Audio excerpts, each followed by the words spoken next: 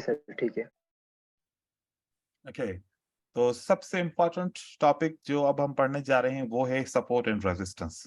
सबको support and resistance के ऊपर काम करना आता है और लगा के भी ट्रेड करते हैं, क्योंकि जब कोई ट्रेडर ट्रेडिंग स्टार्ट करता है तो सबसे पहले वो ट्रेडिंग सपोर्ट एंड रेजिस्टेंस के ऊपर वो रिवर्सल की ट्रेडिंग कर रहा होता है और उसी पे उसका रिजल्ट 55% आता है। इस वजह से वो उस पे सक्सेस हासिल नहीं कर पाता, क्योंकि अगर सपोर्ट एंड रेजिस्टेंस चार्ट के ऊपर लगाई जाए तो इतनी लाइंस बन जाएंगी कि सारा चार्ट लाइन से भर जाएगा।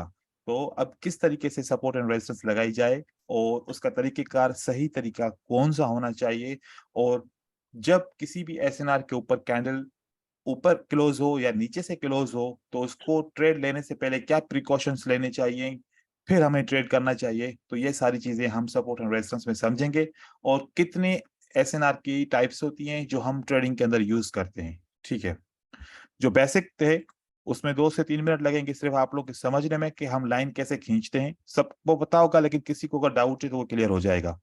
देखिए कि अगर एक रेड कैंडल बन जाए, उसका विक आपको छोटा सा मिलता है। ठीक है, एक रेड कैंडल ऐसी मिले जिसका विक आपको बहुत बड़ा मिलता है डाउन की तरफ से। एक रेड कैंडल ऐसी मिल जाए जिसके नीचे विक बिल्कुल भी नहीं है। एक रेड कैंडल ऐसी मिल जाए जिसका नॉर्मल विक है नीचे की तरफ, या एक रेड कैंडल ऐसी मिल जाए वो भी नॉर्मल विक है, जैसे एक नॉर्मल बनता है। फिर यहाँ पर बायर आ जाए तो बायर का विक यहाँ पर बड़ा हो जाता है सेलर के विक के साथ। देखिए नीचे का विक बड़ा हो गया और यहाँ पर बायर का विक छोटा है, सेलर का विक बड़ा है नीचे की तरफ से। और यहाँ पर बायर के कैंडल के अंदर कोई भी विक नहीं है, ऊपर से विक है या फिर ऊपर से भी नहीं हो सकता।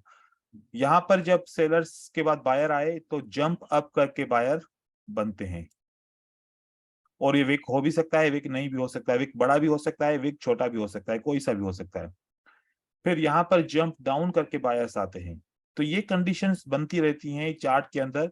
मार्केट इस तरीके से कोई भी रिवर्सल पैटर्न बना रही होती है। जो हम रिवर्सल पैटर्न समझते हैं, इंगल्फिंग हो सकता है, पियर्सिंग लाइन, इनसाइड बार, आउटसाइड बार, या बुलिश हरामी, ये सारे इस किस्म के पैटर्न बन सकते हैं। सपोर्ट एंड रेजिस्टेंस लगाने का जो बेस्ट तरीका होता है, वो सबसे पहले जो हम लाइन लगाते हैं वो ओपन प्राइस पे लगाते हैं। ये ऑफिशियली लाइन कही जाती है कि ये वाला जो जहां से बायर ने स्टार्ट किया, जहां से विजिबल है, अगर हम पहली लाइन लगाएं तो यहां पर लगा सकते हैं। इसको हम सपोर्ट अकेले भी मान सकते हैं, और अगर आपको लगता है कि विक्स बड़े हैं साइज में, तो फिर हम दूसरी लाइन बना के जोन बना सकते हैं सपोर्ट या रेजिस्टेंस बनाने के लिए। तो दूसरी लाइन अगर सपोर्ट बनाते हैं तो सबसे नीचे वाली कौन सी विक है, चाहे वो रेड की हो चाहे वो ग्रीन कैंडल की हो, तो हम वो वाली लगाते हैं। जैसे यहां पर लगा लिया, जैसे यहां पर लगा लिया, जैसे यहां पर लगा लिया। ये हमारा कंप्लीट सेट बन गया सपोर्ट बनाने के लिए। अब यहाँ पर क्या एक प्रॉब्लम आता है, कभी कभार ऐसा होता है कि या तो रेड कैंडल का विक बहुत बड़ा होता है नीचे की तरफ से, या तो रेड ग्रीन कैंडल का विक बहुत ज्यादा बड़ा होता है। जैसे कि ऐसे भी हो सकता है, इस तरीके से ऐसे बड़ा बन जाता है बाजू का। तो फिर यहाँ पर परेशानी ये होती है कि अब अगर पूरी जून लेते हैं तो फिर इसके अंदर तो 2 से 3 कैंडल आ जाएंगी। अब क्या करें? तो ये भी सपोर्ट तो है, इसको इग्नोर तो नहीं किया जा सकता। तो देखें कि अगर आपको जोन बहुत बड़ी नजर आती है कि बहुत बड़ी बन जाएगी, तो आपको यहाँ पर लेने की जरूरत नहीं है, आपको एक माइनर सी जोन बनानी है, इतनी सी बस। जहां पर आपको लगे कि विक्स बहुत ज्यादा हैं तो आप छोटे विक को ले लें। छोटी सी जोन, जोन की एक जो स्टैंडर्ड साइज होती है कोई भी जोन बनाने के लिए, वो ये होती है। अगर इससे बड़ी जोन बने तो फिर आप छोटे विक को आप ले सकते हो।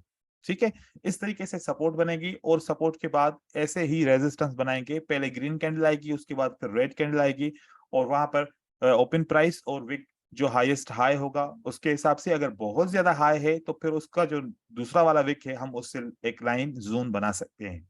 ये है सिंपल तरीका। लेकिन अगर इस तरीके से अगर हम सपोर्ट एंड रेजिस्टेंस बनाएंगे तो बहुत ज्यादा लाइनें बन जाएंगी और पता नहीं चलेगा कि कौन सी लेवल को ट्रेड करें और कौन सी लेवल को ट्रेड ना करें।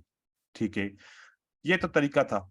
अब यहां पर ये बात समझ में नहीं आती कि हम कैसे समझें कि कौन सी सपोर्ट स्ट्रांग है और कौन सी सपोर्ट वीक है। यहां पर अगर आपको एक सेलर की कैंडल मिलती है, स्ट्रॉन्ग कैंडल, और उसके बाद एक वीक कैंडल मिलती है, और दूसरे सेटअप के अंदर आपको एक वीक कैंडल के बाद, या फिर दोनों भी स्ट्रांग हो सकती हैं, आपको एंड वाली कैंडल जो है वो स्ट्रांग मिलती है। तो आप देखेंगे, अपने माइंड से पूछें कि जब सेलर वीक होंगे तो बायर आसानी से आ सकते हैं, या जब सेलर स्ट्रांग होंगे तो बायर आसानी से आ सकते हैं। आपको लॉजिक क्या बताती है कि जब सेलर की कैंडल वीक होगी तभी बायर आसानी से आ सकते हैं। तो अगर जहां पर बायर आसानी से आपको समझें कि आ सकते हैं, तो वो हम सपोर्ट उस ग्रीन कैंडल की जितनी भी हाइट हो, जितनी भी बॉडी हो, लेकिन हमने फोकस करना है ऐसी कैंडल के ऊपर जिसके बाद ये बायर आया है, और वो कैंडल है रेड कैंडल, वीक कैंडल है। तो इस किस्म की जितनी भी एसएनआर बनेगी, हम इसको वीक एसएनआर काउंट करेंगे। ये हमारी वीक एसएनआर रहेगी। लेकिन यहां पर सेलर की कैंडल बहुत स्ट्रांग है, अगर इसके बाद छोटा सा भी बायर आ जाए, चाहे वो स्पिनिंग कैंडल की तरह ही क्यों ना हो बायर, या उससे थोड़ा सा बड़ी साइज का ही क्यों ना हो, या इन्वर्टेड हैमर ही क्यों ना हो, कोई सी भी कैंडल आ जाए इस तरीके से, तो यहां पर जो सपोर्ट बनाएंगे वो सपोर्ट होगी स्ट्रांग सपोर्ट। तो ये कैंडल जो सपोर्ट बना रही है, ये हमारे लिए एक स्ट्रांग सपोर्ट है। तो अगर आप स्ट्रांग रेड कैंडल के बाद आपकी सपोर्ट बनती है, तो वो स्ट्रांग कहलाएगी। आपने फोकस ग्रीन कैंडल को नहीं करना, आपने फोकस करना है रेड कैंडल को। इसी तरीके से रेजिस्टेंस बनाने के लिए आपने रेड कैंडल को फोकस नहीं करना, आपने ग्रीन कैंडल को फोकस करना है। इससे आपको ये आइडिया हो जाएगा कि कौन सी स्ट्रांग है, कौन सी वीक है। अब अगर हमने इसकी परसेंटेज के हिसाब से देखा जाए, तो ये 80 प्लस के काम करती है एसएनआर, और ये 55 प्लस या 55 तक जो है एसएनआर काम करती है। तो यहीं पर एक फिल्टर बन जाता है कि अगर वीक एसएनआर काम करेंगे तो लॉसेस के चांसेस ज्यादा हैं, और अगर स्ट्रॉन्ग एसएनआर के ऊपर काम करेंगे तो विनिंग के चांसेस ज्यादा हैं। तो यहां से इस एसएनआर को स्किप कर दें, तो ये वाली एसएनआर को यूज करें, तो आपके स्किप हो जाएंगे और ये आपका रिजल्ट अच्छा देना आना शुरू हो जाएगा। सिर्फ और सिर्फ आप कैंडल के एंड को देखें कि कौन सी कैंडल आखिर में क्लोज हुई है। इसका ब्रेकआउट होता है, मोस्टली रिवर्स होता है। इसके ऊपर कैंडल क्लोज होती है, वो भी मार्केट में रिवर्स होती है। इसका ब्रेकआउट होता है, मार्केट कंटिन्यू कर लेती है, या फिर इसके ऊपर सपोर्ट पे कैंडल क्लोज होती है, तो कभी काम करती है तो कभी काम नहीं करती, क्योंकि इसको ब्रेक करना आसान है। ठीक है, क्योंकि इसकी जो रीजंस होते हैं, जब बायर सेलर जब वीक हो चुके तो बायर को वापस आने की जरूरत क्या थी, बायर को ऊपर कंटिन्यू करने की जरूरत थी। तो बायर अगर वापस आ जाए तो it means that they will break support level. तो ये थोड़ी सी लॉजिक अपने जहन में रखेंगे। फिर जब हम किसी भी सपोर्ट के ऊपर काम कर रहे होते हैं, फॉर एग्जाम्पल कि एक सपोर्ट हम यहां पर लगाते हैं, ये हमारे पास एक सपोर्ट है, ठीक है। अगर ये सपोर्ट के ऊपर इस रेड कैंडल क्लोज होती है, तो पॉसिबल है कि रेड कैंडल ऐसे क्लोज हो जाए, ये इस तरीके से इस सपोर्ट के ऊपर क्लोज हो सकती है, या फिर ऐसा हो सकता है कि इस सपोर्ट के ऊपर ऐसे क्लोज हो जाए कि नीचे वाली लेवल को ब्रेक नहीं किया, टच नहीं किया, सिर्फ ऊपर वाली लेवल को मार्केट ने ब्रेक किया। अब याद रखिए कि एक कानून है कि जब भी कोई लेवल प्राइस ऊपर से आके डायरेक्ट क्लोज हो जाए तो ये सपोर्ट है, और अगर ये वाली लेवल पे थोड़ी सी प्राइस नीचे आ गई तो ऊपर वाली लेवल क्या बन गई हमारी, ये रेजिस्टेंस बन गई। तो यहां पर अगर कैंडल क्लोज हो जाए, तो बाज औकात क्या करते हैं लोग कि जब रेड कैंडल इस सपोर्ट के ऊपर क्लोज हो जाती है तो फौरन से एक बाय का ट्रेड करते हैं, और उनका बाय का ट्रेड फेल हो जाता है। उसका रीजन मैं आपको बताऊं, क्योंकि ये कैंडल इस सपोर्ट को ब्रेक कर चुकी है, पहले वाली लाइन को, दूसरी वाली लाइन को इसने टच नहीं किया। अब पहले वाली लाइन जो ये वाली लाइन है, ये यहां पर रेजिस्टेंस का रोल प्ले करेगी, ठीक है। तो यहां पर क्या होता है कि सेलर क्या करेंगे, डायरेक्ट यहां पर ऐसे आके ये कंट्रोल मार्केट में नहीं आएंगे। सेलर क्या करेंगे, जंप लगा के इसी रेजिस्टेंस से रेजिस्टेंस लेके मार्केट को कंटिन्यू करेंगे, ठीक है। या फिर अगर यहां पर एक रेड कैंडल ऐसे ही क्लोज हो जाए, और अगर बायर आना चाहते हैं मार्केट में, तो बायर को जंप लगाने की जरूरत नहीं है, और अगर बायर जंप लगा के आना भी चाहते हैं तो बायर इस नीचे वाली सपोर्ट को लेके मार्केट को ऊपर की तरफ लेके जाएंगे, ये पॉसिबिलिटी है। और बाकी अगर आप इस रेड कैंडल के इस ऑप्शन पे जाएंगे तो यहां पर न जंप ना लगे, इन केस में कोई भी जंप नहीं लगता, जैसे कि सेलर ने जंप अप नहीं किया या बायर ने जंप डाउन करके नहीं आए, तो यहां पर रेड कैंडल अगर बनने के चांसेस या फिर यहां पर ग्रीन कैंडल बनने के चांसेस 50-50 हो जाएंगे। तो अगर कोई भी जंप नहीं लगता तो आपने अवॉइड करना है, क्योंकि ये चांसेस 50-50 हो जाएंगे। ये वाले एसएनआर एक कैंडल क्लोज होगी तो काम नहीं करेगी। एक तो आप ये तरीके से है। यहां पर हमने एक चीज मेंशन की, जंप, जंप अप या जंप डाउन। अब यहां पर उसका कानून स्टार्ट होता है कि क्यों इस तरीके से क्यों होता है। बाकी ये वाली जो कैंडल हमने यहाँ पर सपोर्ट पे क्लोज किए, इसके बाद अगर कैंडल आ जाए और कोई भी जंप ना बने तो मोस्टली ये वाली कैंडल रिवर्स करती है। या फिर ऐसा हो सकता है कि एक रेड कैंडल ऐसे क्लोज हो जाए, भले बीच में कैंडल क्लोज हो जाए, लेकिन उसको नीचे वाली कैंडल लाइन से रिजेक्शन मिलती है, तो यहां पर ज्यादातर चांसेस होते हैं कि बायर की कैंडल आ जाती है विदाउट जंप, क्योंकि नीचे वाली लाइन उसको टच हो गई है। और फिर दूसरी, अगली रेड कैंडल ऐसे भी क्लोज हो सकती है कि नीचे वाली लाइन पे ही डायरेक्ट क्लोज हो जाए। तो नीचे वाली लाइन पे अगर क्लोज होती है कैंडल, तो इसके दो ऑप्शंस हो सकते हैं। अगर सेलर आना चाहे और अगर बायर आना चाहे तो क्या हो सकता है। तो 3 दफा मैं ये ड्रा कर रहा हूं कैंडल, यहां से यहां। अगर सेलर आना चाहते हैं तो या तो इस लेवल से रेजिस्टेंस लेके मार्केट को कंटिन्यू करेंगे, या तो इसको जंप डाउन करके कंटिन्यू करेंगे। जंप डाउन कितना भी हो सकता है, बस इस लेवल से नीचे होना चाहिए। और अगर कोई भी जंप नहीं लगता तो फिर यहां से बायर आ सकते हैं। तो ये ऑप्शंस होते हैं, किसी भी कोई भी कैंडल किसी भी सपोर्ट के ऊपर क्लोज हो जाए तो आपको वहां पर मेक श्योर करना होता है कि प्राइस की ओपनिंग प्राइस कैसी है। 90% ट्रेडर क्या करते हैं, अभी कैंडल अगली ओपन होती है, 1 सेकंड के अंदर ट्रेड लगा लेते हैं। ये कंफर्म नहीं करते कि कैंडल ने जंप लगाया या नहीं। कैंडल अपनी प्राइस जहां पर प्रीवियस कैंडल क्लोज हुई वहां से अगली कैंडल ओपन हो रही है कि नहीं। हमने कम से कम 3 से 4 सेकंड ये मेक श्योर करना होता है कि कैंडल में कोई जंप ना लगाओ, क्योंकि अगर आपका डिसीजन बाय है और सही डिसीजन है और जंप लग गया तो वह सेल बन जाएगा, या फिर आपका डिसीजन सेल का है और वो सही डिसीजन है, जंप लगा तो वो बाय बन जाएगा। बाकी आपका डिसीजन ही अगर गलत था तो फिर जंप लगेगा तो आपका तो ट्रेड विन हो जाएगा, आपको लगेगा कि मेरा सेटअप काम कर रहा है, तो आप इस जंप को समझेंगे। तो इस वजह से जंप्स कंटिन्यू करते हैं। अब जंप क्यों लगते हैं, ये बात आपको ध्यान में रखनी पड़ेगी कि जंप किसी एसएनआर की वजह से लग रहे हैं, क्योंकि उसी एसएनआर को स्किप करना, उसी एसएनआर को ब्रेक करना, उस वजह से जंप लग रहे हैं। इट मींस दैट जब भी दो कैंडल के बीच में जंप होगा तो वहां पर एसएनआर का रोल होता है, और आप जरूरी नहीं है कि वो एसएनआर फाइंड करें कि कहां पर है। बस दो कैंडल के बीच में जंप लग गया, आपको पता होना चाहिए कि इस दो कैंडल के बीच वाले जंप को कैसे हमने यूज करना है। एक तो चांस है कि 90% जब भी जंप लगता है प्रीवियस कैंडल का कलर फॉलो होता है। जैसे कि रेड कैंडल के बाद जंप लगा तो रेड कैंडल 90% चांस से बनेगी। ग्रीन कैंडल ये 10%, ये रीजन होता है कि अगर नीचे से सपोर्ट हो तो 10% ये बायर आ सकते हैं जंप के बाद, नहीं तो 90% ये जंप कंटिन्यू करने के लिए लगाया जाता है।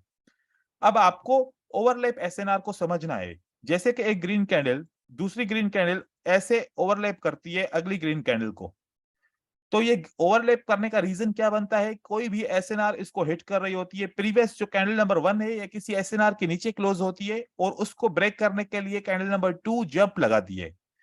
तो जंप लगा के ये तो चले जाएंगे अपना रोल प्ले करके, लेकिन मार्केट वापस तो इसी जगह पे वापस आएगी, और जब भी वापस आएगी तो ये जो जंप ओवरलैप वाला सीन है ये बड़ा इंपॉर्टेंट रोल प्ले करेगा। अब इसको कौन सी कैंडल ब्रेक कर सकती है, रेड कैंडल ब्रेक कर सकती है। अगर रेड कैंडल ब्रेक करती है या रेड कैंडल इसके ऊपर क्लोज हो जाती है, अगर ऊपर क्लोज हो गई तब भी रिवर्सल आएगा और स्ट्रॉन्ग एसएनआर माना जाता है इसको। और ये क्लोज होना इस एसएनआर के ऊपर ये सारे कानून लागू होंगे, तो यहां से बायर आ सकता है, और अगर ये ब्रेकआउट हो गया तो भी बायर आ सकता है। तो ये आपने हिडन एसएनआर को समझना है। जो ओवरलैप की एसएनआर ये हिडन एसएनआर काउंट होती है। और इसी को कोई भी फोकस नहीं करता, जिसकी वजह से उसके लॉसेस हो सकते हैं। मतलब कि आप जंप को भी यूज कर सकते हो डायरेक्ट। एक स्ट्रेटजी ये है कि जहां पर भी जंप लगे, आप भले डेमो पे ट्रेडिंग करके आप ये एक्सपीरियंस करके देख लें, जंप लगे तो देखो पिछली कैंडल का कलर क्या है और आप ट्रेड करो, देखो कि आपका कितना रिजल्ट आता है। और उसके बाद फिर उसी जंप का ब्रेकआउट हो जाए और आप फिर देखो कि कितने आपको रिवर्सल्स मिलते हैं। ऐसे ही सेलर की कैंडल के लिए आप जंप लगाएंगे। अब ये वाला जो हमने जंप लगाया ओवरलैप जंप कहते हैं इसको, क्योंकि एक कैंडल दूसरी कैंडल ने पहली कैंडल को थोड़ा सा ओवरलैप किया, इसके ऊपर चढ़ गई है। लेकिन जंप दूसरे किस्म का भी होता है, जब दो कैंडल के बीच में स्पेस बन जाती है। वो कैसे जंप हो सकता है? जैसे कि एक रेड कैंडल के बाद दूसरी रेड कैंडल ऐसे बनी, ये जंप। अगर इसके विक्स बड़े भी हों, इससे कोई फर्क नहीं पड़ता कि आपको विक्स को क्या कुछ करना है। नहीं नहीं, आपने वो वाली पॉइंट लेनी है जहां पर गैप लगाए। आप यहां से पॉइंट ले लेंगे ऐसे, ये वाली पॉइंट, ये आपके लिए एसएनआर है। सेम यहां पर ब्रेकआउट होगा, मार्केट रिवर्स करेगी, और यहां पर इसके ऊपर क्लोज होगी तब भी मार्केट रिवर्स करेगी। तो ये हिडन एसएनआर है, आप इसको यूज करेंगे, इस पे आपका रिजल्ट बहुत ज्यादा आएगा और स्ट्रॉन्ग एसएनआर के ऊपर आपका रिजल्ट ज्यादा आएगा। तो ये है 2 से 3 किस्म एसएनआर के। अब इसके बाद हम दूसरे एसएनआर के किस्म पढ़ेंगे। यहां पर किसी को कोई कंफ्यूजन है वो मुझसे सवाल पूछे, मैं क्लियर कर देता हूँ।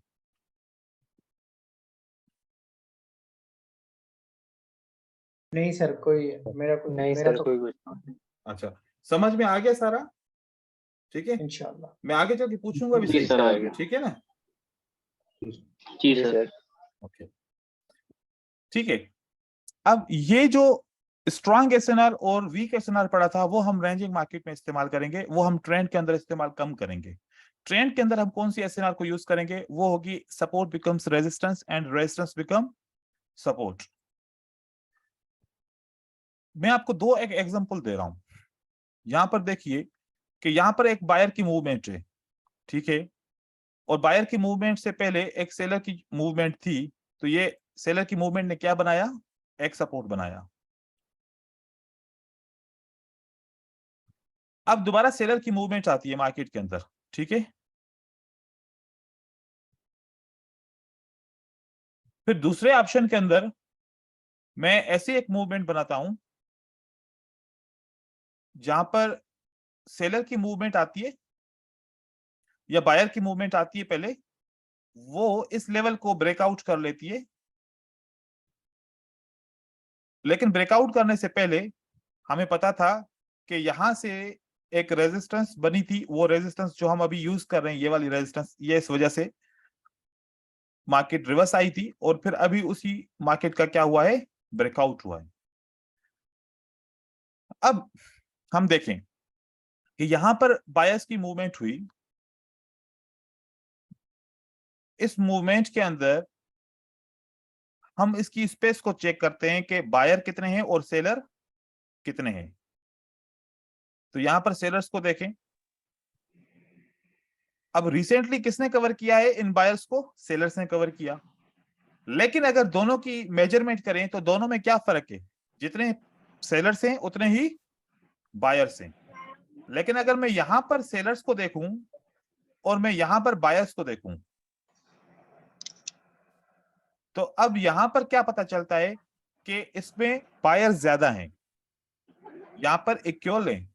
मैं इस एसएनआर को बोलता हूं ओपन एसएनआर, ठीक है, सिर्फ समझने के लिए ओपन एसएनआर बोलता हूं, ताकि ये ओपन है, ये सेटअप आपका 50% काम करेगा ट्रेंड के अंदर, ये 50% काम करेगा। ये वाला जो सेलर को बायर ने कंट्रोल किया, एक ऑर्डर फ्लो बना, और उसके बाद ये बायर इस सपोर्ट को, जो रेजिस्टेंस थी पहले, अब सपोर्ट बन चुकी है। अगर यहां पर दोबारा कैंडल क्लोज हो जाती है इसी सपोर्ट के ऊपर, तो इसके जो काम करने के चांसेस हैं वो ओपन एसएनआर से बहुत ज्यादा हैं। और इसको अगर आप ट्रेड करेंगे तो आप ट्रेंड डायरेक्शनल के वे में ट्रेड कर रहे हैं, आप काउंटर ट्रेडिंग नहीं कर रहे। तो ये जो अगर रिवर्सल होगा तो इसके जो आपको चांसेस मिलेंगे वो 80+ मिलेंगे। ठीक है। तो ये आप ट्रेड कर सकते हो, क्योंकि इस एसएनआर के अंदर जब हम ट्रेड करते हैं तो हमें ऑर्डर फ्लो सपोर्ट करता है, और साथ साथ में हमें नीचे से एक डिमांड लेवल होती है वो सपोर्ट करती है, ऊपर रेजिस्टेंस बिकम सपोर्ट वो सपोर्ट करती है, और साथ में ट्रेंड जो ऊपर की तरफ मार्केट जा रही होती है वो सपोर्ट करता है।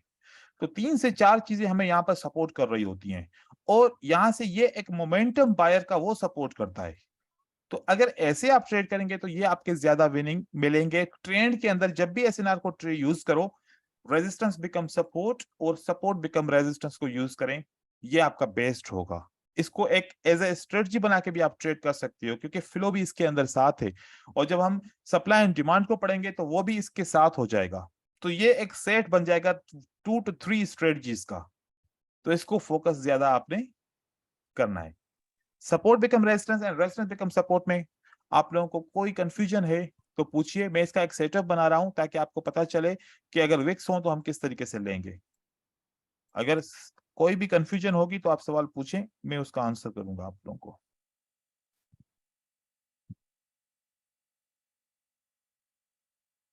अभी तक मुझे किसी ने सवाल नहीं पूछा सर इस एसएनआर के ऊपर 1 मिनट के लिए ट्रेड करेंगे या 5 मिनट के लिए ट्रेड करेंगे या 3 मिनट के लिए ट्रेड करेंगे, कि ये सवाल आपके जहन में नहीं आ रहा?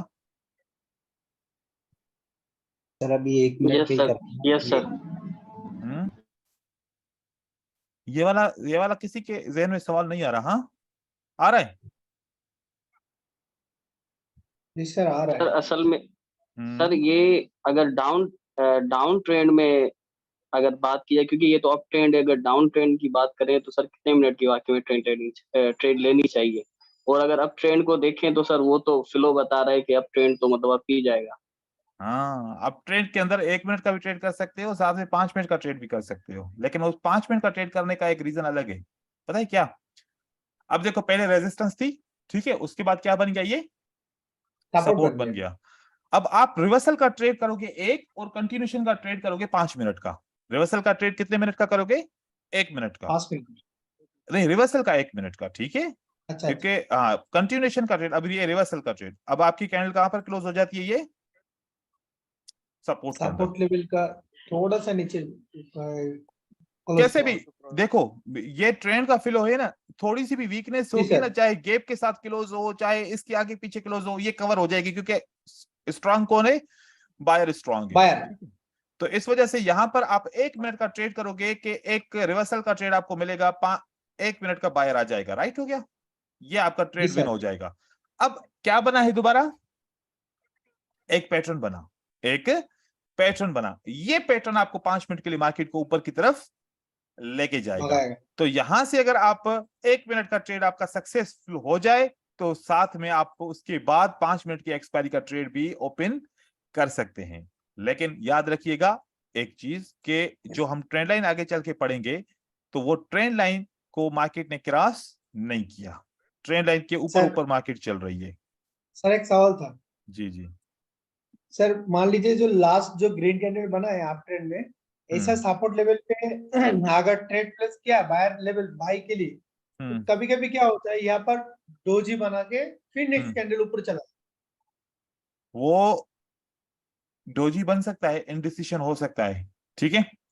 इनडिसिशन मतलब कि ऐसा होता है कि या तो कैंडल के बीच में गैप होता है, या तो फिर कैंडलस्टिक सही तरीके से उसी एसएनआर के ऊपर क्लोज नहीं होती, तो तब सेलर अगर कंटिन्यू करना चाहते हैं तो वो इनडिसिशन हो जाता है, फिर बायर कंटिन्यू करते हैं।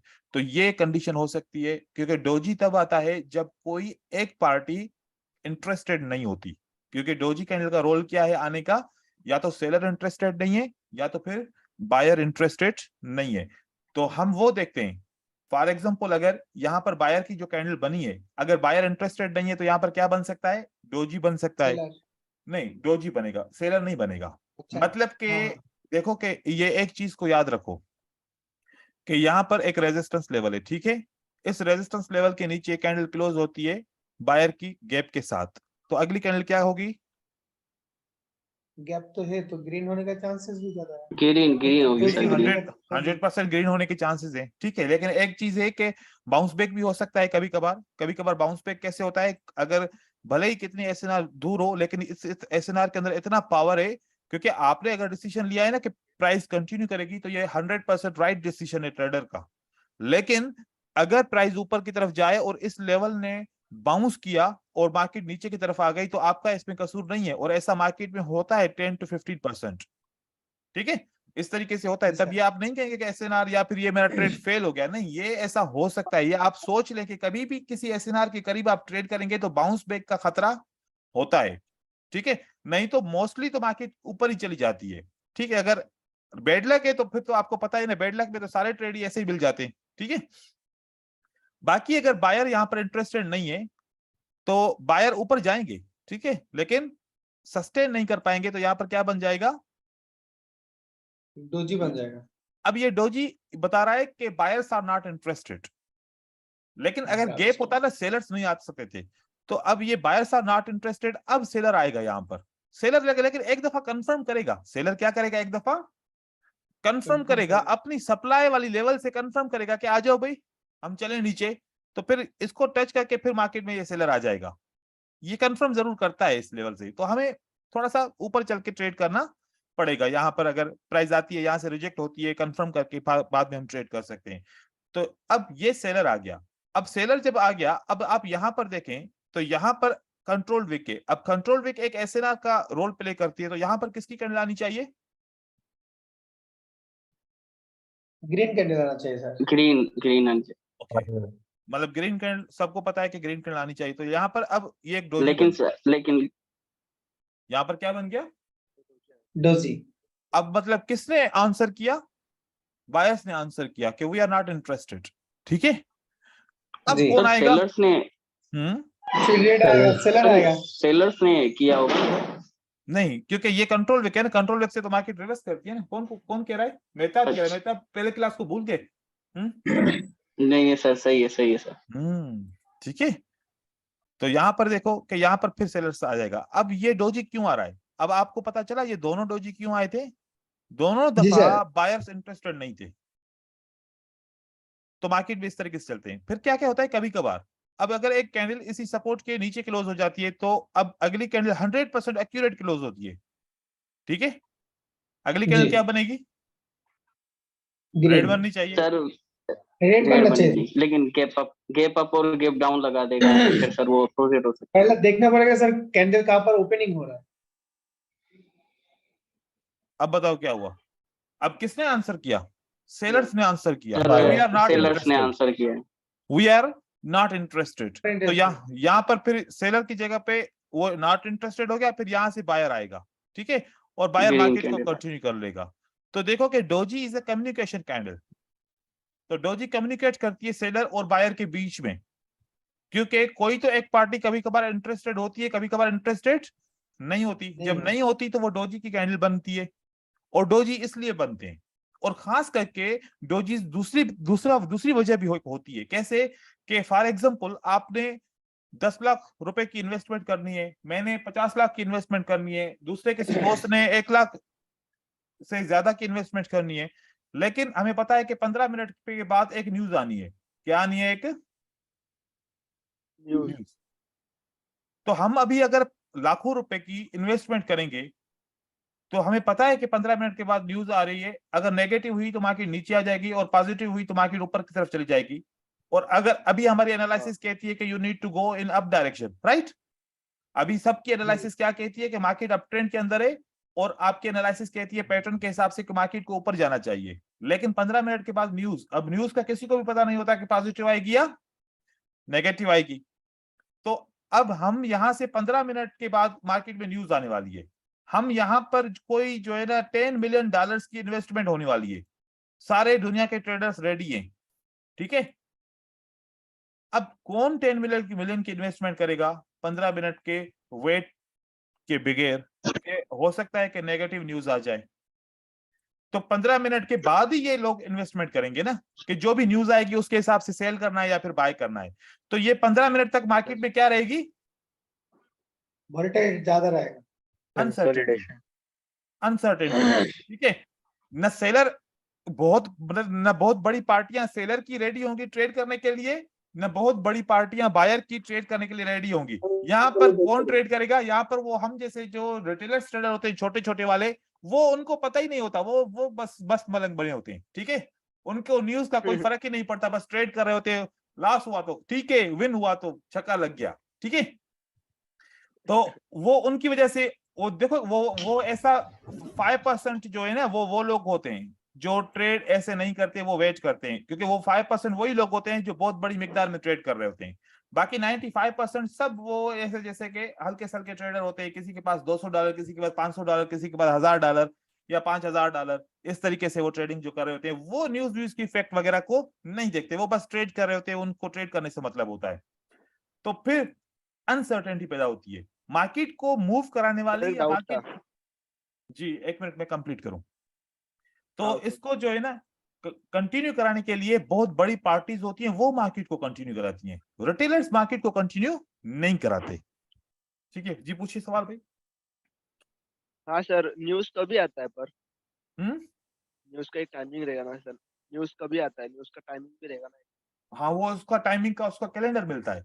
हर हर एक महीने का कैलेंडर भी ले सकते हो, एक हफ्ते का कैलेंडर भी ले सकते हो, और रोज का कैलेंडर भी मिलता है। वो फ्री होता है, वो हर वेबसाइट के ऊपर अवेलेबल होता है। वो मैं आप लोगों को जब उसके न्यूज के रीडिंग के बारे में आएगा ना टॉपिक, तो मैं आप लोगों को समझाऊंगा उसको, ठीक है। अच्छा, चलेगा। ठीक है, तो देखिए कि न्यूज की वजह से भी मार्केट में अनसर्टेनिटी आती है, और अनसर्टेनिटी जब आती है तो मार्केट में क्या आते हैं? डोजीज आते हैं। और जब मार्केट में वॉल्यूम नहीं होता, जैसे कि सुबह की मार्केट में वॉल्यूम नहीं होता, सुबह की मार्केट में बहुत ज्यादा डोजीज आते हैं। तो डोजी इस वजह से आते हैं, और ये बीच में कम्युनिकेशन भी होते हैं, इसके कुछ रीजंस होते हैं। और डोजी के एसएनआर को भी हम यूज कर सकते हैं, ये भी बहुत इंपॉर्टेंट एसएनआर होती है, इसके विक की एसएनआर, क्योंकि ये सिंगल कैंडलस्टिक पैटर्न भी कहा जाता है इसको, ठीक है। अब यहाँ पर कुछ में गैप्स क्या। सर जी सर अगर ऐसे हो कि दो से ज्यादा डोजी भी एक साथ बनती हैं, तो सर उसका भी सेम सेंस होता है कि अगर हाँ, रेजिस्टेंस के ऊपर अगर खत्म होती है, देखो तो वहां से जो है ना सेलर कंटिन्यू करना चाहते हैं, तो ये सेम। देखो कैसे होता है, ऐसे होता है। अब यहाँ पर क्या हुआ कि एक ग्रीन कैंडल रेजिस्टेंस के नीचे क्लोज हुई, तो किसको आना था? सेलर को। और सेलर ने क्या बोला कि मेरे पास सप्लाई नहीं है, मैं नहीं आ सकता, ठीक है। नहीं, मैं नहीं आना चाहता, ठीक है। फिर दोबारा बायर ने बोला कि भाई हम तो पहले ही रेजिस्टेंस पे आपको मार्केट पहुंचा के चुके हैं कि हम नहीं आएंगे, हाँ, हम नहीं जाएंगे ऊपर। तो दोबारा एक डोजी बन जाएगा। तो फिर सेलर बोलेगा कि अब इसको आना है, बार बार डोजी नहीं बन सकते, बस 2 से 3 डोजी बनते हैं। फिर सेलर को कंटिन्यू करना पड़ेगा सप्लाई, क्योंकि सेलर में पैनिक आएगा कि यार बायर इंटरेस्टेड नहीं है, तो सेल करो, नुकसान ना हो जाए, ठीक है। मतलब पैनिक होता है मार्केट में, सही है। इसलिए इसलिए बार बार डोजी नहीं बन सकते, मार्केट में पैनिक होता है। अगर बायर ने डोजी बोल दिया ना एक दफा, तो यहां पर इतनी सेलिंग आना शुरू हो जाएगी, इतनी के मार्केट बड़े स्ट्रांगली गिरेगी नीचे यहां से, क्योंकि मार्केट में नजर लगा के बैठे होते हैं वो ट्रेडर्स, कि थोड़ी सी भी हिंट मिलती है ना, तो वो उस हिंट को लेके मार्केट में अपने स्टॉक को खाली कर देते हैं, नहीं तो फिर बहुत ज्यादा नुकसान हो सकता है, ठीक है। सही है सर, ठीक है।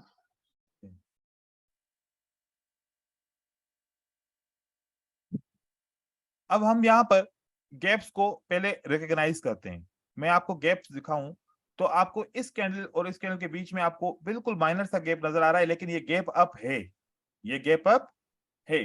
और इस कैंडल और इस कैंडल के बीच में आपको गैप दिखाऊं, तो ये आपको शो हो रहा होगा, और इस कैंडल और इस कैंडल के बीच में आपको गैप भी नजर आ रहा है। तो ये जो गैप्स होते हैं ना मार्केट में, ये बड़े इंपॉर्टेंट होते हैं, इनकी एक मीनिंग होती है। जैसे कि ये हमारे पास गैप है, ठीक है।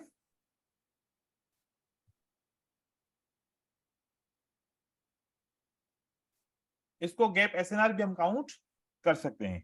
अब आप यहां पर थोड़ा सा फोकस कीजिए। नंबर 1, ये गैप ऐसे गैप जो है ना ब्रेकआउट हुआ, ये गैप क्या हुआ? ब्रेकआउट हुआ। इस ब्रेकआउट की वजह से मार्केट रिवर्स हुई। जब मार्केट रिवर्स हुई, तो ये कैंडल कहां पर क्लोज हो गई? जो गैप की एसएनआर है उसके अंदर क्लोज हो गई। अब किसको आना चाहिए था? सेलर को आना चाहिए था, राइट। सेलर्स लेकिन बायर ने कंटिन्यू किया, तो बायर ने दोबारा इस नीचे वाली सपोर्ट से सपोर्ट ली, और इसकी क्लोजिंग प्राइस और इसकी ओपनिंग प्राइस में आपको फर्क नजर आया, ठीक है। और बाकी में बायर ने कंटिन्यू किया, तो फिर यहां पर माइनस आया, एक गैप आपको शो करा दिया, ठीक है। एक ये रीजन। दूसरा, गैप देखें, आपको ये कैंडल और ये कैंडल के बीच में गैप नजर आया, ये देखें।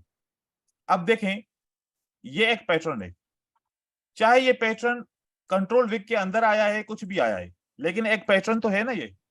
इस पैटर्न के बाद क्या आई, सेलर्स ने हमें इन्फॉर्म किया वी आर वीक और ये रिट्रेसमेंट भी हो सकती है। लेकिन अगर सेलर्स को दोबारा कंटिन्यू करना पड़ा तो सेलर्स ने क्या लगाया, गैप लगाया, यहां पर गैप लगा दिया। और अगर मैं यहां पर देखूं कि ये रिट्रेसमेंट की कैंडल क्यों आई थी, क्योंकि इतने इन्वर्टेड हैमर की कैंडल बने तो मार्केट कंटिन्यू करती है मोस्टली, ये रिवर्स नहीं होती। तो यहां पर भी एक गैप था, यहां पर भी एक सेलर के बीच में ये गैप था और इसी गैप का ब्रेकआउट हुआ है। ये ग्रीन कैंडल ने इस गैप का ब्रेकआउट किया, ये सेलर वापस आया मार्केट में, गैप की वजह से, ब्रेकआउट की वजह से मार्केट में ऊपर की तरफ आ गया। ठीक है, फिर इन्होंने कंटिन्यू किया, दोबारा इन्होंने गैप लगाया। अब यहां पर इस तरीके से मैं ये वाला अगर गैप दिखाऊं आपको, ठीक है, आपको गैप के ऊपर बहुत फोकस करना पड़ेगा, इसकी ऑब्जर्वेशन करनी पड़ेगी बहुत ज्यादा। ये दो कैंडल के बीच में आपको गैप है। अब जब गैप है तो इसको जो भी ब्रेकआउट करेगा तो मार्केट में क्या आना चाहिए, रिवर्सल आना चाहिए। ये आपका मार्केट में रिवर्सल आ गया, क्योंकि ये गैप की एसएनआर है और इसका ब्रेकआउट हुआ तो मार्केट में रिवर्सल आ गया। और फिर लगातार ये सपोर्ट एंड रेजिस्टेंस का भी काम ये गैप कर रहा है साथ साथ में। ठीक है, अब अगर मैं आपको इस दो कैंडल के बारे में बताऊं तो इन दो कैंडल के बीच में भी आपको एक गैप नजर आएगा। आप देखें तो ये वाला गैप और ये वाला गैप आपको मिलता है, और इस गैप को कौन ब्रेकआउट करता है, सेलर्स ब्रेकआउट करता है। सेलर्स ने एक दो एसएनआर को ब्रेकआउट किया, जो दोनों गैप वाले एसएनआर थी, तो बायर वापस मार्केट में मौजूद है, वो जो आ जाता है। फिर ऐसे ही अगर आप गैप्स को देखते जाएं तो गैप आपको बहुत सारे मिलेंगे। आपको अगर दिन के 10 से 12 ट्रेड करने हैं ना, ये आपका टारगेट है ना, तो गैप की स्ट्रेटजी बहुत ही पावरफुल आपको काम करेगी। ऐसे आपको गैप मिला, इस गैप को जो भी ब्रेकआउट करेगा तो मार्केट रिवर्स होगी। तो किसने इसको ब्रेकआउट किया, इस गैप को, सेलर्स ने, और मार्केट में बायर आ गए। और इसी गैप के ऊपर कौन सी कैंडल क्लोज हुई, रेड की, तो फिर भी बायर आ गए। और ये ब्रेकआउट हुआ तो यहां से भी बायर आपको वापस मिल जाते हैं। देखो कि ये ऐसा तो नहीं है, सिर्फ इत्तेफाक नहीं है कि हर जगह पे ये कभी कभार हो, ये हर बार ऐसे ही हो रहा है। मतलब मार्केट में गैप की थ्योरी है तभी तो बुलिश हरामी का पैटर्न बना। अगर मार्केट में गैप की थ्योरी ना होती तो बुलिश हरामी पैटर्न क्यों बनता, आप ये सोचें बात। ये देखें, ये दो कैंडल के बीच में गैप है, अब इसका ब्रेकआउट होगा तो कौन आएगा, सेलर्स सर, सेलर्स। ये सेलर्स आ जाते हैं आपको। फिर इसी वजह से ये वाली कैंडल में इतना ज्यादा गैप नहीं है। अच्छा, ऐसा गैप हो कि जो आपको कम से कम नजर आए, ऐसा नहीं है कि बिल्कुल माइनर सा गैप हो, हम उसके ऊपर भी काम करें, इग्नोर कर सकते हैं, लेकिन इफेक्टिव नहीं हो सकता वो। ऐसे में यहां पर अगर आपको गैप दिखाऊं तो इस गैप के ऊपर कौन क्लोज होता है, सेलर्स क्लोज होते हैं। अब किसको आना है, बायर्स को। बायर ने क्या बोल बायर। दिया, वी आर नॉट इंटरेस्टेड। ठीक है, और जब इंटरेस्टेड नहीं है तो फिर सेलर्स ने मार्केट को कंटिन्यू किया। अब जब कंटिन्यू किया तो ये जो कैंडल है ना, ये वाली कैंडल, ये एक डोजी की एसएनआर के नीचे क्लोज हो गई। डोजी की एसएनआर के नीचे क्लोज हो गई तो अगली कैंडल को क्या बनना चाहिए था, बायर, बायर की। ग्रीन तो बनना चाहिए। सेलर ने कंटिन्यू किया तो गैप लगाया दोबारा। अब ये ओवरलैप गैप हो गया, हमने इसको ओवरलैप गैप को फिर लाइन लगा दी। अब जब भी ये लेवल ब्रेक होगी तो कौन आएगा, बायर, मार्केट में बायर्स के बाद सेलर आ सकते हैं। देखो ये इतना बड़ा ब्रेकआउट हुआ, इतना बड़ा, हालांकि ये टेस्ट भी हो चुकी है लेवल, ये इतना बड़ा ब्रेकआउट होने के बाद आप देखो कि सेलर्स यहां तक आते हैं और बाउंस बैक होता है। क्या होता है, फिर बाउंस बैक होता है, और इतनी माइनर सी कैंडल। लेकिन ये कैंडल मैं समझता हूं कि डोजी है। अगर हम कहीं कहीं पर दूसरी किसी डेटा पे देखें तो ये हमें डोजी कैंडल जरूर मिलती है। तो देखो इतना ज्यादा फर्क है, किसकी वजह से, बहुत पहले गैप लगा था, वो इतना गैप यहां पर अगर ब्रेकआउट होता है तो उसका भी रिएक्शन यहां पर हमें मिलता है। फिर इस मार्केट के अंदर देखें तो जहां जहां पर गैप लगते हैं तो वहां पर मार्केट कंटिन्यू करती है, तो वो भी एक रीजन है। यहां पर देखें, ये वाला एक गैप है, और इस गैप को किसने ब्रेकआउट किया है, बायर्स ने, और मार्केट नीचे की तरफ आती है। एक तो ये रीजन बन गया। दूसरा, यहां पर देखो कि इस बायर के अंदर भी गैप है, ठीक है, और इसको जो ब्रेकआउट करेगा तो कौन आएगा, बायर बनेगा। ठीक है, फेल भी हो सकता है कभी कभार, जैसे कि ये वाला ब्रेकआउट है। ठीक है, इस ब्रेकआउट को आपने देखना है कि बायर ने ब्रेकआउट किया, तो अब बायर को अगर कंटिन्यू करना है तो बायर को दोबारा गैप लगाना पड़ेगा। अगर गैप नहीं लगेगा तो सेलर मार्केट में आ जाएगा। अब आप अगर यहाँ पर थोड़ा सा नोटिस करो तो इस ग्रीन कैंडल की क्लोजिंग प्राइस एंड अगली कैंडल की ओपनिंग प्राइस में आपको थोड़ा सा माइनर फर्क नजर आएगा। तो इन्होंने इस तरीके से कंटिन्यू किया, तो कोई बात नहीं, कंटिन्यू किया तो यहाँ पर अगर हम ट्रेड नहीं करते तो कोई मसला नहीं है, नहीं करें। लेकिन अगर सेम होता तो यहाँ पर सेलर्स आ सकते थे। तो स्ट्रेटजी कोई भी 100% नहीं होती, हमने ये अपना माइंड बना के रखना है कि हमारी स्ट्रेटजीज फेल भी हो सकती हैं। ठीक है, कहीं पर अब और आपको मिले, आप इसकी ऑब्जर्वेशन करेंगे। अच्छा, कॉटेक्स की मार्केट में जाएंगे तो पॉसिबल है कि आपको गैप्स कम नजर आए, लेकिन आप यहाँ पर देखेंगे तो गैप्स आपको मिलेंगे। तो आप यहाँ पर हाँ एनालिसिस यहाँ पर कर सकते हो, ट्रेड आप कॉटेक्स के ऊपर कर सकते हो, तो आप ऐसे करें तो कोई मसला नहीं है। ये ब्रेकआउट होता है, मार्केट रिवर्स होती है, तो देखो ब्रेकआउट मतलब कि गैप की ऐसे ना कितनी इंपॉर्टेंट है, ये इनविजिबल है। अब ये चीज मैं आप लोगों को एक बात बताना चाह रहा हूं, वो चीज को फोकस करें। जो मार्केट दिखाना चाहती है ना वो नहीं देखो, जो मार्केट आपसे छुपाना चाह रही है उसको देखने की कोशिश करो। तो ये गैप्स के अंदर कितना राज छुपा हुआ है, ये मार्केट आपसे छुपाना चाह रही है, क्योंकि मोस्टली बिगिनर्स को तो पता नहीं होता। तो आप उन चीजों को फोकस करें जो मार्केट में दिखती नहीं है। जी सर, ये गैप जी जैसे आगे मार्केट चलती है कितना लंबा समय तक ये काम करता है? हम वन टाइम यूज करेंगे इसको, ठीक है, क्योंकि मैं जो भी एसएनआर या कोई भी सेटअप बताता हूं मैं वो कहता हूं कि वन टाइम यूज करो, दोबारा नया सेटअप बने फिर दोबारा से ट्रेड करो। इसको लगातार ऐसे लगा के नहीं रखेंगे पीछे से जाके कि अब जब भी इसको ब्रेकआउट करें तो हम इसको ट्रेड करें, ये फिर इफेक्टिव नहीं रहेगा। वन टाइम रिसेंटली जहां पर बने आप वहां पर इसको ट्रेड कर सकते हो। ठीक है, और यहाँ पर देखिए इसका रिजल्ट, ये वाला गैप है, ये माइनर सा गैप है, वो भी काम कर लेता है। और इसके ऊपर अगर गैप देखो तो ये भी गैप है, ये भी आपका गैप काम करता है। ये ब्रेकआउट होता है मार्केट रिवर्स होती है, ये ब्रेकआउट होता है मार्केट रिवर्स होती है। देखो कि इसी जगह से सेलर स्टार्ट होते हैं जहां पर गैप है, मतलब कि है कुछ यहाँ पर एक एसएनआर है जो छुपी हुई है। ठीक है, ये एसएनआर छुपी हुई है, ये एक गैप को ब्रेकआउट करती है और दूसरी गैप के एसएनआर के नीचे क्लोज होती है। हालांकि सबका क्या होता है, वो ये देखते हैं कि ये रेजिस्टेंस लेवल है, यहां तक तो बायर आएगा, वो देखते हैं कि रेजिस्टेंस नहीं है तो बायर कंटिन्यू करेगा। लेकिन आप देखें कि बिल्कुल एक्यूरेट कैसे ये गैप्स काम कर रहे हैं। ठीक है, तो इसके अंदर भी आप एसएनआर को यूज कर सकते हैं। आज के लिए इतना काफी है, फिर इंशाल्लाह कल की क्लास में मजीद सपोर्ट एंड रेजिस्टेंस के ऊपर कंटिन्यू करेंगे। अभी एक दिन या 1.5 दिन मजीद जो है ना अभी एसएनआर के टॉपिक चलेंगे, फिर और भी कुछ है, विक ओवर विक है, वो भी हम पढ़ेंगे। यस सर, हेलो जी सुन रहा हूँ ब्रदर, सुन रहा हूँ। अच्छा सर, मुझे कल वाले में से एक क्वेश्चन था, वो मुझे जल्दी पूछना था, लेकिन यहाँ पर इलेक्ट्रिसिटी की वजह से मैं आपसे वो नहीं पूछ सका। सर जैसे कि आपने कल हमें रेफरेंस वाला पैटर्न बताया था कि रेफरेंस 1, 2 और 3। तो जैसे रेफरेंस 1 में आपने कहा कि मतलब बायर्स की या सेलर्स की डिमांड खत्म हो जाती है, तो एक सिंगल कैंडल को देखकर फिर उसके बाद सर 2 बननी चाहिए या 2 से ज्यादा भी बन सकती हैं? 5 भी बन सकती हैं, 6 भी बन सकती हैं, लेकिन वो ट्रैप हो सकता है, वो ट्रैप हो सकता है। जैसे कि यहाँ पर देखो कि यहाँ पर क्या होता है कि ये स्टॉप हुआ, राइट, फिर रेफरेंस 2 बना, तो आपने ये ट्रेड कर लिया, आपका विन हो गया।